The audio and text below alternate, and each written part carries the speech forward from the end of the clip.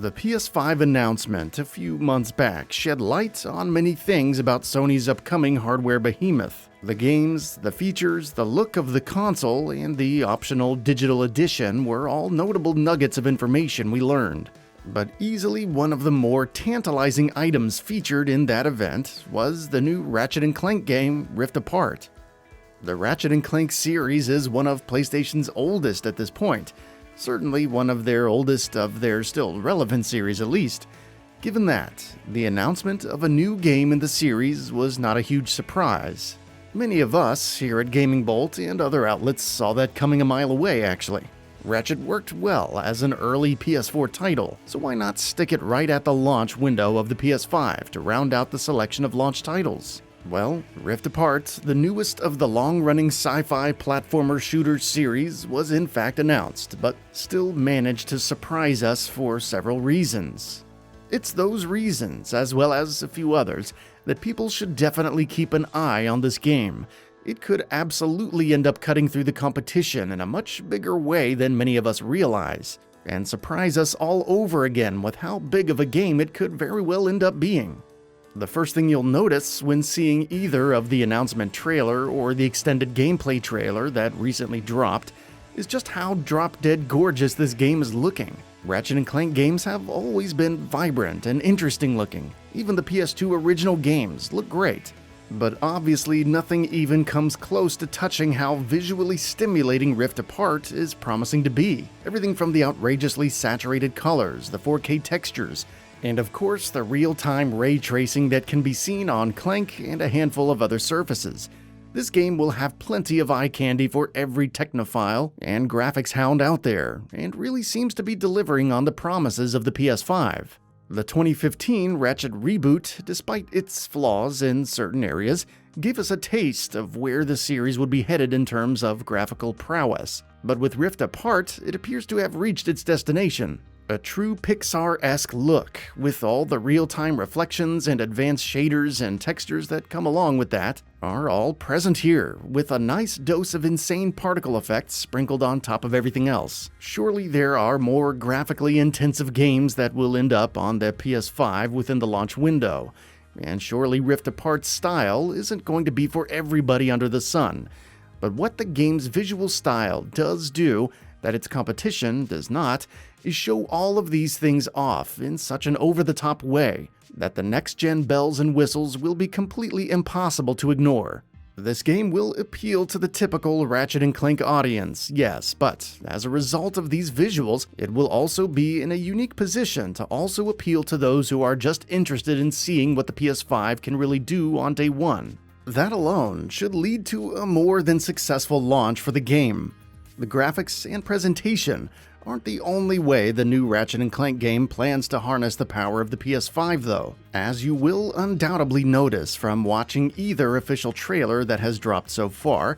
This Ratchet game has a unique twist with what appears to be rifts in the space-time continuum that amount to wormholes or portals from one location to another, allowing you to skip whatever distance there is in between them, and skip virtually all the loading times as well. It is important to note that the total functionality of these rifts remains somewhat unclear. So far, we've largely seen them used in two main ways. First, as a tactical mechanic that can send Ratchet popping out of one end of a firefight and pop into another. That seems geared at giving the player a way to flank enemies and circumvent more problematic areas when traversing a level. Kind of like the portals in Pac-Man, but in Ratchet & Clank. Second, as a more noticeable departure from one world to another. Entirely different one, with different lighting, different color palettes, entire design. This is a rather impressive little wrinkle to have on top of everything else, and a very creative way to illustrate what PS5 games will be made capable of when they can shrink their load times into such small windows of time that they are basically unnoticeable.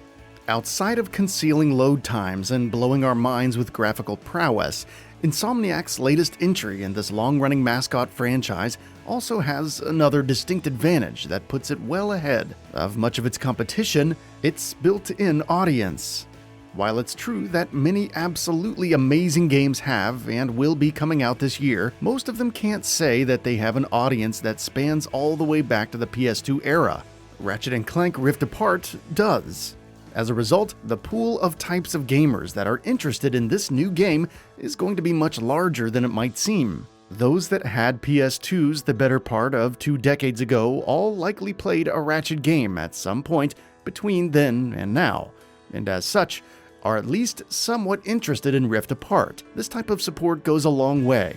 While not every gamer who played the franchise back in the day is guaranteed to pick up the newest one at launch, many will, and that is an advantage that many other games launching this year simply don't have, as they have to create their own audiences, brand new from scratch.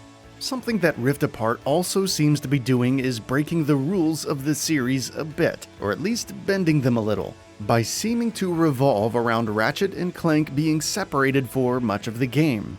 While this isn't exactly reinventing the wheel for the series, as much of the previous games had long sections where the characters were separated, that particular narrative device has not been deployed in such a central way for the story as it appears to be here. Given the title of the game and the nature of the rifts that the game seems to be centered around, it's probably safe to assume that Ratchet and Clank spend much of the game apart, trying to reunite, all while keeping the forces of Nefarious at bay and saving the universe from whatever evil plan he's cooking up this time.